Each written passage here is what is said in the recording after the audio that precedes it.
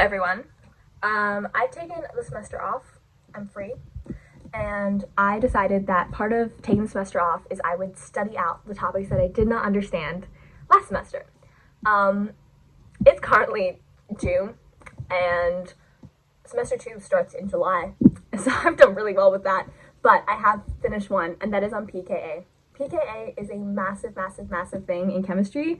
And it sucks because I haven't been able to understand it since the 10th grade. I'm currently in second year of university. So it's like I have a long-standing beef with this constant. So today, I think I finally cracked it, and we're going to talk all about the acid dissociation constant, what it is, how we can calculate it, and how we need to use it in pharmaceutical applications. So we start with what is the acid dissociation constant. We can start by looking at the name. The first word is acid. An acid is any chemical species that donates a proton in a chemical reaction, and an acid can be either strong or weak depending on how willing it is to donate that proton. So super charitable, super willing to donate acid is a strong acid, and an acid that's a bit more like greedy with their protons is going to be a weak acid. Now we actually have a second word for this donation, and that's actually dissociation, because you have, this is the proton and this is the acid, and then they stop associating, so we call that dissociation.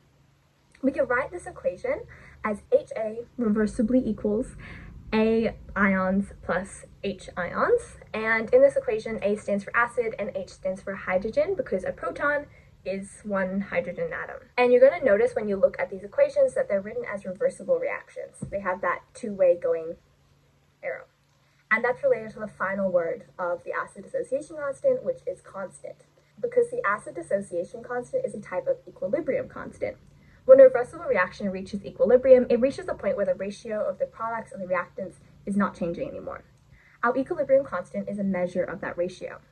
So it tells us at equilibrium how much product we have compared to how much reactant we have. In the case of our acid dissociation constant, the constant is a measure of how much associated acid we have versus how much dissociated acid we have at equilibrium. So putting this all together, the acid dissociation constant is a measure of how much acid will dissociate in solution. And if you remember from before, an acid's ability to dissociate is related to its strength. So the acid dissociation constant will tell us the acid's strength. Just like calculating the ratio of anything, we will use an equation that looks like this. Ka is the name we use for the acid dissociation constant, and we have the concentration of acid ions at the top and hydrogen ions at the top, and then the concentration of associated acid at the bottom. Now we also have another way of representing the acid dissociation constant, and that is as a pKa. Just like how pH is a log of the concentration of hydrogen in a solution, pKa is the log of the Ka of a solution, and we use this equation to find the pKa. Both the pKa and the Ka represent the acid dissociation constant, it's just at different levels. So when you get a question in an exam, you just plug the numbers into the equation and get the acid dissociation constant. But when it comes to actual practical experimental conditions, we can run into a little bit of a problem, because we have no way of knowing the concentration of these chemicals at equilibrium. This is because the concentration we put into a solution at the beginning isn't necessarily going to be the same as the concentration of those chemicals at equilibrium. And it's really hard to measure the concentration of specific species once they're all mixed around together. So how do we measure the acid dissociation constant? Well, it depends on what we know. Oftentimes we will know the pH of the solution. Remember, pH is a log of hydrogen ion concentration in solution. So if we do a negative log of that pH, we'll figure out the concentration of hydrogen ions in the solution. So let's say we have a 0.5 molar solution of acid with a pH of 2, and the negative log of 2 is 0.01. So that is the equilibrium concentration of the hydrogen. Now we're going to make something called an ICE table.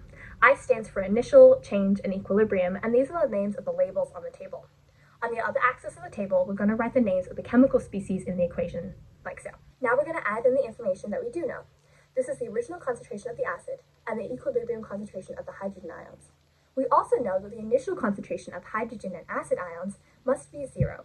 So our table is going to look like this. We actually know a little bit more information than we have in this table at this moment. From the general knowledge we have about the law of conservation of matter, we know that any given amount of change we see on one side of our equation, we're going to see that equal opposite change on the other side of the equation.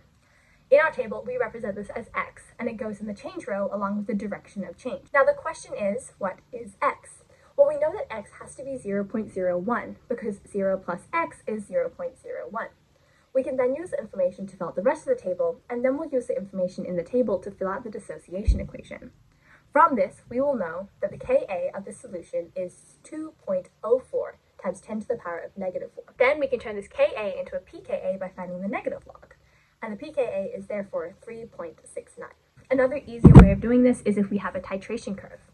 On titration curves, the pH at the half equivalence point is the pKa. To find this in this graph above, we would look at the half of 25 milliliters, which is 12.5, and the pH at this point is approximately 1.5. This means that pKa is also 1.5. Now we can also compare the pKa's of these two solutions to figure out their relative strength. 2.69 and 1.5. We can see that the pKa of the second one is lower than that of the first, and this indicates that the second acid is stronger than the first. As pKa increases, acid strength decreases. So this is how we calculate pKa and Ka from titration curves and using ice tables.